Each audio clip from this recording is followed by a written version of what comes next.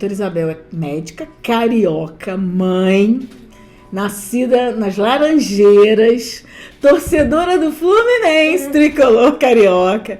Tive minha formação toda no Rio de Janeiro, né? Tanto a pediatria quanto a pneumologia. Eu não tenho o título ainda de especialista de pneumologia, mas eu fiz a formação.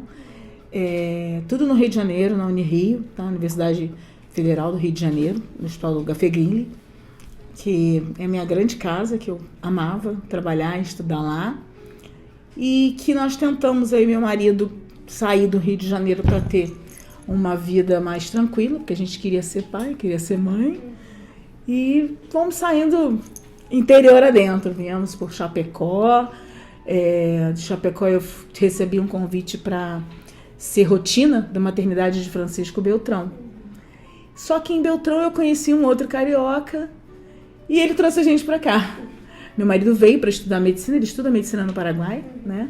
Tá entrando agora no 4º ano da faculdade também.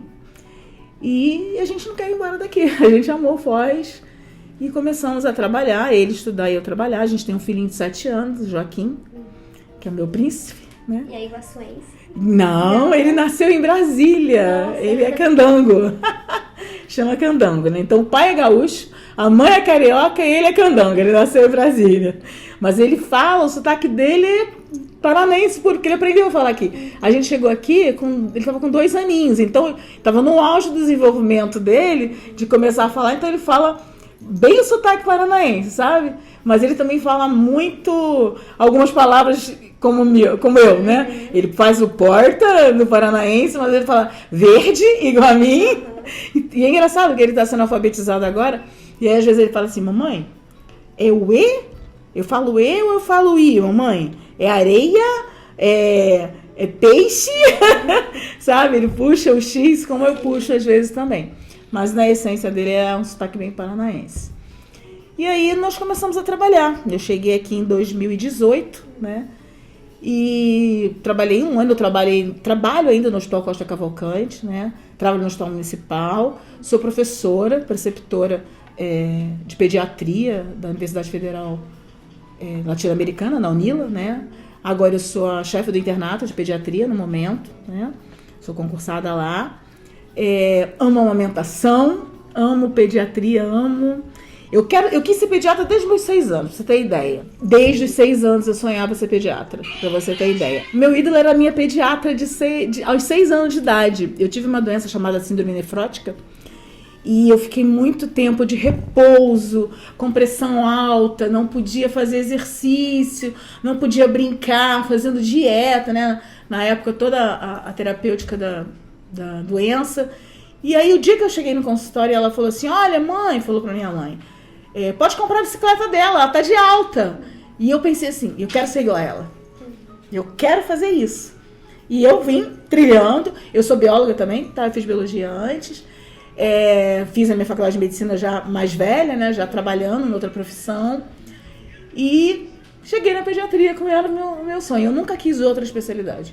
Nunca passou pela minha cabeça outra especialidade. Às vezes, eu sou professora, então eu vejo os alunos falar assim, cada vez que você passa na faculdade, você flerta com uma disciplina, né? Eu vou ser reumato, não, pediatria, e se alguma vez passasse alguma outra especialidade, eu pensava na subespecialidade, mas primeiro a pediatria sempre foi meu sonho mesmo. E hoje, então, você se sente uma mulher realizada? Totalmente, imagina. É muito curioso, porque vocês sabem que a pediatria está passando por um caos no Brasil, né? Se é que a gente não pode dizer no mundo, né? Muita gente já não quer mais ser pediatra. As características do atendimento pediátrico de hoje não é fácil para você desenvolver, desempenhar, né? Hoje um pai e uma mãe, eles têm muita informação. Quando ele senta para você de frente de uma consulta, ele já fala para você assim, doutor, eu acho que é isso assim, assim. Então você tem que desconstruir toda uma ideia de informações, né, que os pais leem na internet. A internet tem boas informações e tem informação ruim, nós sabemos disso. Então você tem que desconstruir aquela imagem e mostrar para ele quem você é como profissional, para ele conhecer e entender, não, entregar a vida do teu filho na vida, na mão desse médico, sabe? Então, essa é a pediatria de hoje. Não é fácil. Acho que nunca foi, mas está cada dia mais complexo, mais difícil, né?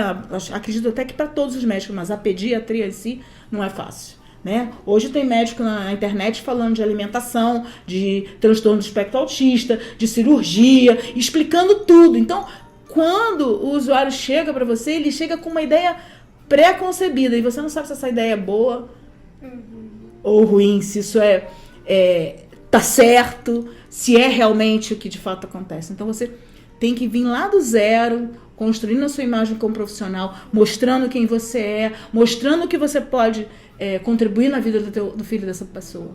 Né? Então isso é bem, bem complexo. E até construir uma relação, né? Um relacionamento com a família. Sim, assim, e o ápice da medicina hoje, o mais importante é a construção da relação médico-paciente, que também está muito deturpada nos dias de hoje, né? Pela falta de pediatras às vezes, pela falta de profissionais, o usuário às vezes frequenta muito a emergência. E na emergência você não constrói uma relação, né? Na emergência você consegue se apresentar para esse usuário, para essa mãe, para essa família. Mas você não constrói uma relação médico-paciente sólida. E é por isso que eu comecei o atendimento das 5 semanas de amor, né? Em que você pega essa mãe desde a gestação, lá 30, 32 semanas, começa a esclarecer tudo sobre amamentação, enxoval, maternidade, as aspirações, os medos que uma mãe pode ter, né? Porque aí sim você consegue construir uma relação médico-paciente. Sabe? Você conhecer um pediatra na hora que o seu filho vai nascer, sem saber quem é esse profissional, qual que é a vibe dele. Por exemplo, eu adoro introdução alimentar, adoro amamentação. Isso é de extrema importância, né? Hoje em dia a gente tem o conceito dos 1000 dias. Os 1000 dias mostram o quanto você consegue construir a vida de um adulto saudável desde a gestação. Para você ter ideia, antigamente os nossos avós, os nossos pais, eu sou muito mais velha que você, eu nem tenho medo de falar isso. Eles iam ao médico com 30 anos de idade, né? Hoje não. Hoje a gente sabe que a gente precisa começar a cuidar desde lá de trás. A gente ia ao médico para dosar a glicose e o colesterol, tava todo mundo com 40 anos com colesterol e a glicose lá em cima. Houve um estudo pós-mortem na década de 80 da Sociedade Americana de Cardiologia, um estudo retrospectivo, sabe? Em que eles diagnosticaram crianças que haviam falecido em acidente, em trauma, ou seja, previamente rígidas. E nesse primeiro estudo começou-se a perceber que a placa de ateroma, que a dislipidemia já produzia nos vasos desses pacientes, dessas crianças, alterações que futuramente iam tornar aquele indivíduo hipertenso, diabético. Então imagina, se você pode desde muito cedo organizar a vida do teu filho, impedir que ele seja exposto a fatores predisponentes de doença.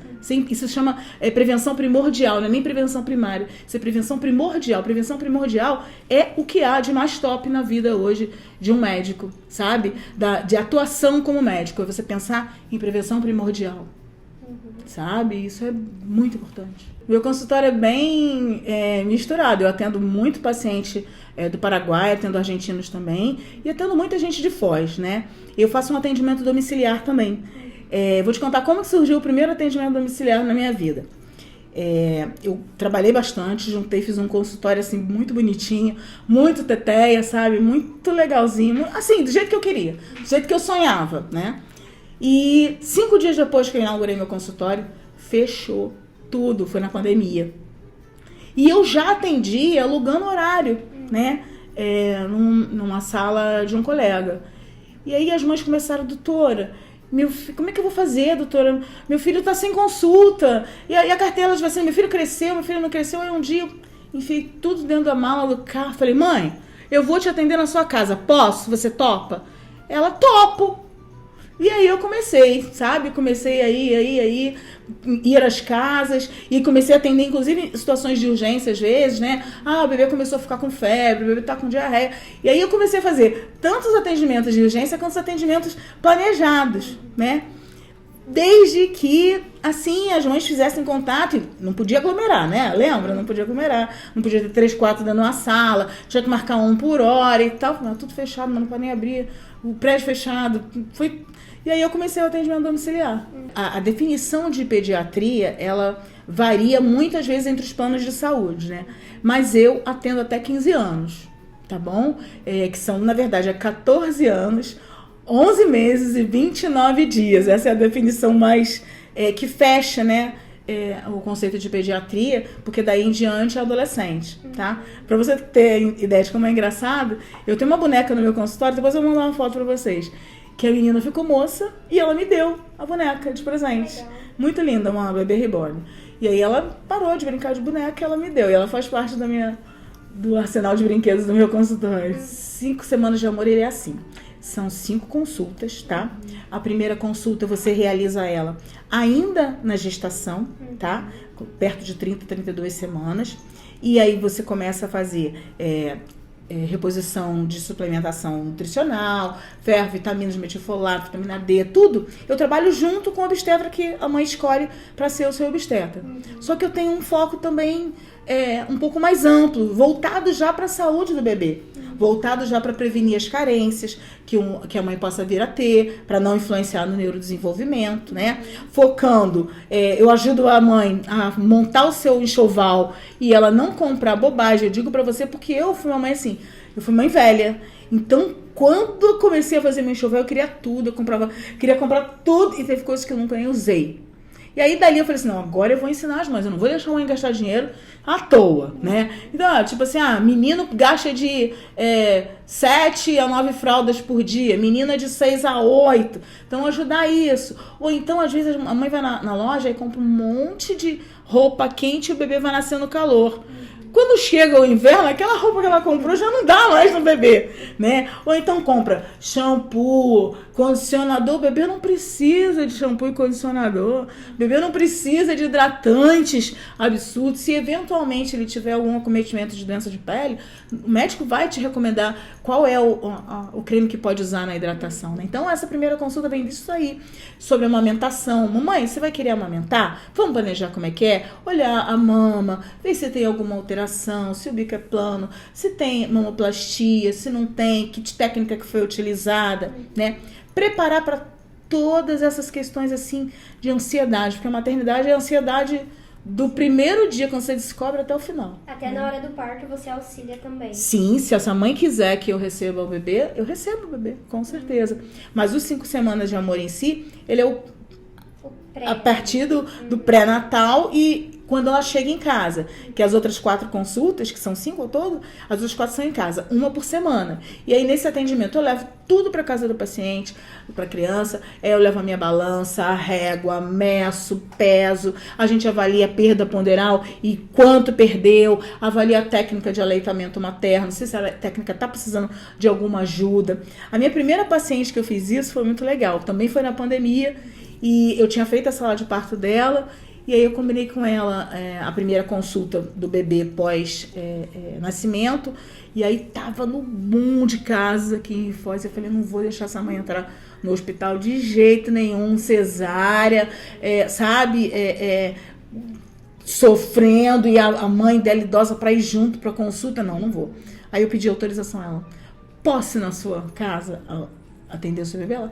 Claro, doutora, a senhora faz isso. Foi desse jeito assim, sabe? Que foi surgindo. E aí eu fui sedimentando e fazendo o projeto em si, né? E aí a gente reviu a técnica de aleitamento materno dela. Fizemos translactação, sabe? Avaliei a pega do bebê.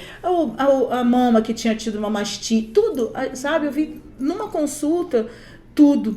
E o que isso me percebeu? Gente, a gente quando tem filho, a gente quando tá com um bebê de 5, 6 dias, é muito difícil sair com o bebê. Você sai com uma bolsa, se você fez parto cesárea, você ainda tá com dor, ou se fez parto normal, você ainda pode estar cansada. Sair com o bebê, gente, não é fácil, não é fácil. Cada vez que eu saía com o meu bebê, eu pensava, meu Deus, será que eu vou levar tudo? E eu andava mesmo pelo interior, né? Tanto que eu digo pra vocês, se eu cair de avião, vocês podem me procurar que eu vou estar viva. Eu tenho certeza que eu sobrevivi, porque na minha bolsa eu carregava tudo. E assim, ainda hoje, eu vou pra casa de alguém, tem farmácia, mas eu saio com o meu kit de sobrevivência na selva. Então eu ensino pras minhas mães, ó, tenha o seu remedinho de cólica, tenha o seu álcool, seu sabãozinho pra limpar um machucadinho. Então isso é a pediatria que eu gosto de fazer, essa pediatria centrada no que uma mãe precisa para empoderar, para ela não se sentir sozinha nesse momento tão difícil que é, né? É desafiador, porque a gente não sabe nada. O bebê, cada dia do mês ele é um bebê. Não, eu digo às vezes cada dia, durante um dia, você tá com o bebê, de manhã ele não rolava ainda, ele ainda tá lá, de repente o bebê rolou, entende? Então ele é dinâmico, o crescimento é isso, ele vai ganhando, o cérebro vai ganhando competências, vai fazendo, e a mãe vai tendo que se construir ao longo disso. Imagina, e não tem nada isso escrito em livro, se não tem, então tem que ser um profissional, assim, que tenha essa empatia, que passe pela essa questão toda de dificuldade de maternidade, de tudo, para entender e chegar perto da sua mãe e falar, ó, eu sei o que você está passando. Eu passei por isso. E é muito curioso que muita gente acha assim, a senhora é pediatra, a senhora não teve nada disso? Você não teve problema? Seu bebê não teve cólica? Gente, eu lembro o último dia que meu filho teve cólica, eu lembro até onde eu estava. Vocês terem ideia de como é. Então, quando você tem um profissional que você vai preparar essa mãe, olha, é assim, a cólica acontece desse jeito, pode ser assim, é outra vida. Você empodera essa mãe. Porque, olha, a sociedade cobra, o marido, a sogra, a mãe, o vizinho, todo mundo acha que sabe mais que você. A minha cunhada, na época dessa cólica, ela dizia assim, olha, eu criei 8 netos, não sei quantos filhos, tem uma tal de uma erva, poesinho, se você pegar, seu bebê não vai sofrer. Gente, vocês não têm ideia. Aí eu pedi, no posto que eu trabalhava, essa erva. Cada vez que chegavam na minha consultório, chegava com uma folha diferente. Eu dizia pra ela assim, você acha que se existisse uma erva 100% maravilhosa, que não desse cólica, que resolvesse, já não tinha um laboratório vendendo a peso de ouro? Certeza que ia ter, amiga. Porque é um momento assim, sabe? A gente tinha medo, meu marido tinha medo da cólica. Ele disse assim, daqui a pouco vai dar 11 horas, ele vai começar a chorar, sabe? E é assim. E quando você reconhece, sabe, todos esses sinais, você ensina pra mãe, por exemplo, você sabe ensinar pra mãe, eu consigo ensinar pra essa mãe assim, olha, o bebê que tá chorando com a mãozinha fechada, de olhinho fechado, irritado, observa só, depois que ele mama, ele relaxa, vai abrindo a mãozinha, vai largando o corpo, aquele primeiro reflexo ejetório de leite, vem muito leite, aí ele dá aquela cochiladinha, dá aquele soninho, aí ele dorme, depois ele volta a mamar, sabe?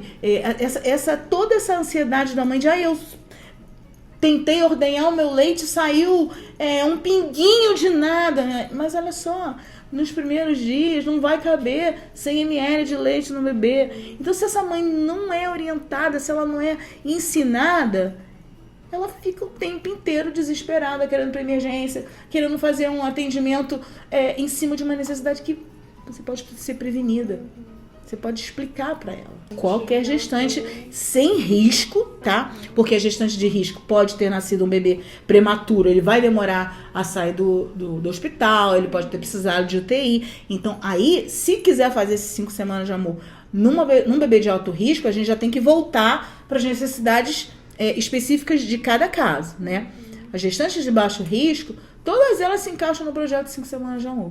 E cada atendimento que eu faço, eu vejo que eu posso melhorar, porque a gente tem que sempre melhorar, você vai se capacitando. Eu fiz o curso de aleitamento materno, de consultoria de aleitamento materno, estou fazendo suplementação. A gente não para, né? Eu sou workaholic mesmo, e trabalho, estudo, e paralelamente eu estou fazendo uma outra pós-graduação também, estou fazendo terapia intensiva, porque eu gosto de ter essa pegada de entender tudo que era o paciente grave também tem.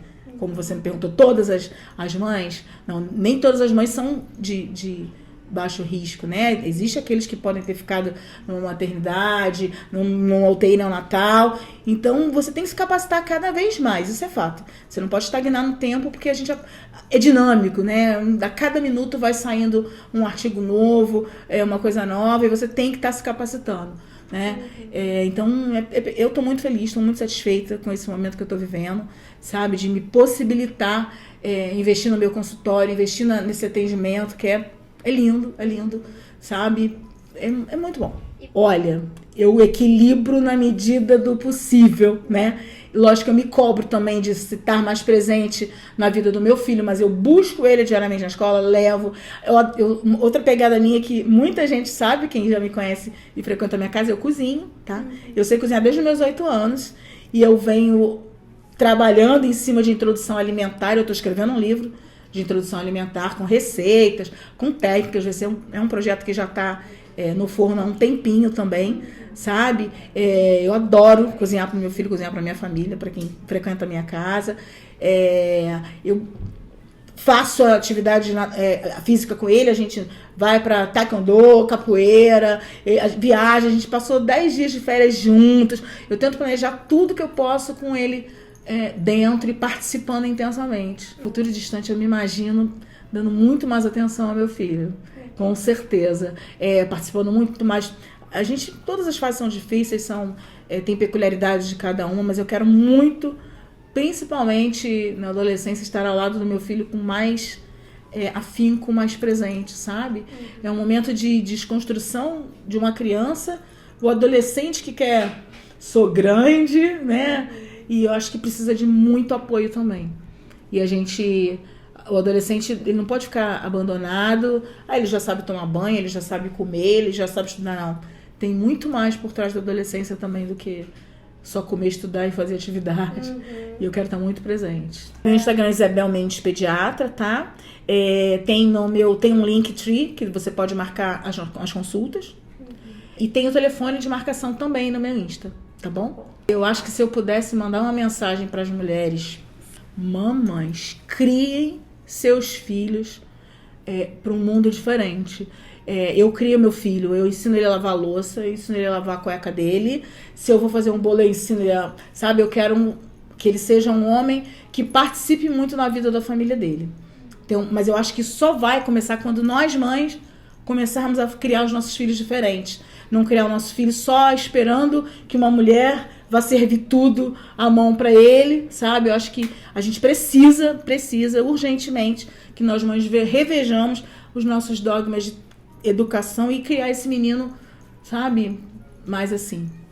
E se eu pudesse mudar alguma coisa, eu não me cobraria tanto quanto eu me cobrei. Eu quero muito com a minha mãe, que eu atendo, que ela seja empoderada, que ela seja relaxada, que se ela atenda se ela veja o filho dela começou uma febrinha, ela conseguir entender o que eu explico para ela, que ela precisa hidratar, para ela acalmar o coração dela, porque, como eu disse para vocês, abre a internet e só tem tragédia, né? Febre pode ser meningite, mas pode ser um dente, pode ser uma virose, né?